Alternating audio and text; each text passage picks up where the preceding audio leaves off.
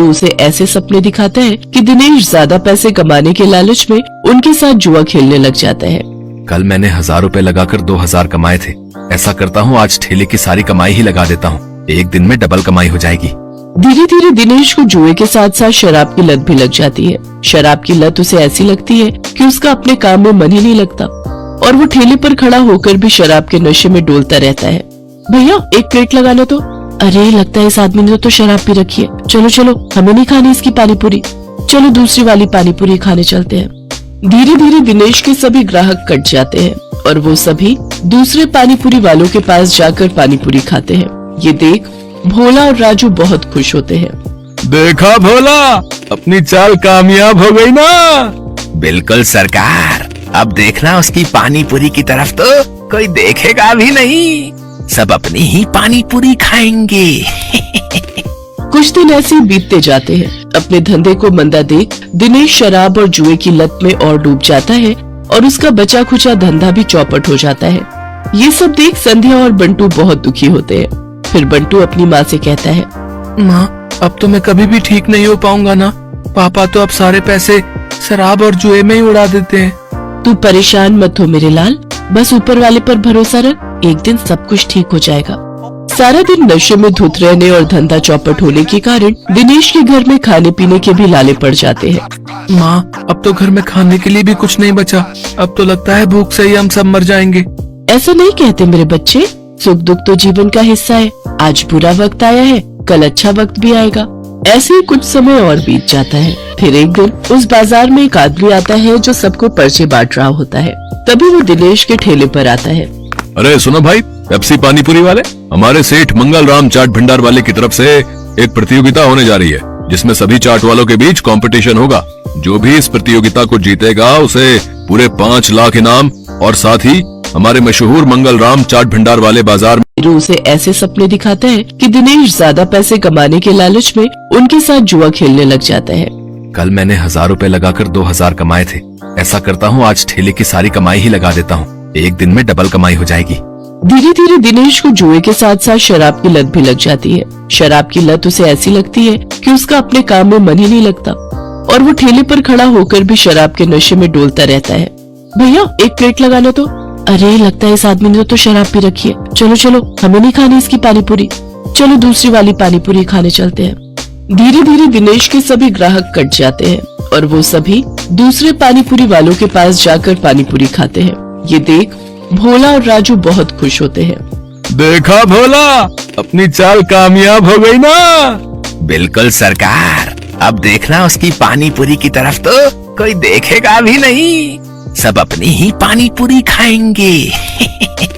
कुछ दिन ऐसे ही बीतते जाते हैं। अपने धंधे को मंदा देख दिनेश शराब और जुए की लत में और डूब जाता है और उसका बचा खुचा धंधा भी चौपट हो जाता है। ये सब देख संध्या और बंटू बहुत दुखी होते हैं। फिर बंटू अपनी माँ से कहता है, माँ, अब तो मैं कभी भी ठीक नहीं हो पाऊंगा ना। पापा तो अब सारे पैसे शराब और जुए में ही उड़ा देते हैं। तू परेशान मत हो मेरे लाल, बस ऊपर वाले पर भरोसा रख, एक दिन सब कुछ ठीक हो जाएगा।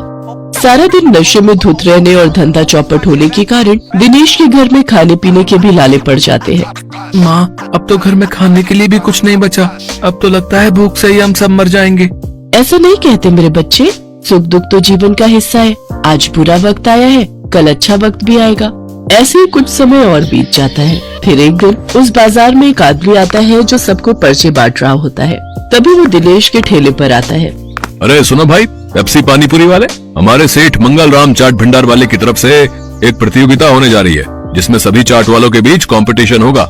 जो भी इस प्रतियोगिता को जीतेगा उसे पूरे 5 लाख इनाम और साथ ही हमारे मशहूर मंगल राम चाट भंडार वाले। ऐसे सपने दिखाता है कि दिनेश ज्यादा पैसे कमाने के लालच में उनके साथ जुआ खेलने लग जाता है। कल मैंने 1000 रुपए लगाकर 2000 कमाए थे। ऐसा करता हूँ, आज ठेले की सारी कमाई ही लगा देता हूँ। एक दिन में डबल कमाई हो जाएगी। धीरे धीरे दिनेश को जुए के साथ साथ शराब की लत भी लग जाती है। शराब की लत उसे ऐसी लगती है कि उसका अपने काम में मन ही नहीं लगता और वो ठेले पर खड़ा होकर भी शराब के नशे में डोलता रहता है। भैया एक प्लेट लगाना तो। अरे लगता है इस आदमी ने तो शराब पी रखी है। चलो चलो, हमें नहीं खानी इसकी पानी पूरी। चलो दूसरी वाली पानी पूरी खाने चलते हैं। धीरे धीरे दिनेश के सभी ग्राहक कट जाते हैं और वो सभी दूसरे पानीपुरी वालों के पास जाकर पानीपुरी खाते हैं। ये देख भोला और राजू बहुत खुश होते हैं। देखा भोला, अपनी चाल कामयाब हो गई ना। बिल्कुल सरकार, अब देखना उसकी पानीपुरी की तरफ तो कोई देखेगा भी नहीं, सब अपनी ही पानीपुरी खाएंगे। कुछ दिन ऐसे ही बीतते जाते हैं। अपने धंधे को मंदा देख दिनेश शराब और जुए की लत में और डूब जाता है और उसका बचा खुचा धंधा भी चौपट हो जाता है। ये सब देख संध्या और बंटू बहुत दुखी होते हैं। फिर बंटू अपनी माँ से कहता है, माँ, अब तो मैं कभी भी ठीक नहीं हो पाऊंगा ना। पापा तो अब सारे पैसे शराब और जुए में ही उड़ा देते हैं। तू परेशान मत हो मेरे लाल, बस ऊपर वाले पर भरोसा रख, एक दिन सब कुछ ठीक हो जाएगा। सारा दिन नशे में धुत रहने और धंधा चौपट होने के कारण दिनेश के घर में खाने पीने के भी लाले पड़ जाते हैं। माँ, अब तो घर में खाने के लिए भी कुछ नहीं बचा। अब तो लगता है भूख से ही हम सब मर जाएंगे। ऐसा नहीं कहते मेरे बच्चे, सुख दुख तो जीवन का हिस्सा है। आज बुरा वक्त आया है, कल अच्छा वक्त भी आएगा। ऐसे ही कुछ समय और बीत जाता है। फिर एक दिन उस बाजार में एक आदमी आता है जो सबको पर्चे बांट रहा होता है। तभी वो दिनेश के ठेले पर आता है। अरे सुनो भाई, पेप्सी पानीपुरी वाले, हमारे सेठ मंगल राम चाट भंडार वाले की तरफ से एक प्रतियोगिता होने जा रही है, जिसमें सभी चाट वालों के बीच कंपटीशन होगा। जो भी इस प्रतियोगिता को जीतेगा उसे पूरे 5 लाख इनाम और साथ ही हमारे मशहूर मंगल राम चाट भंडार वाले बाजार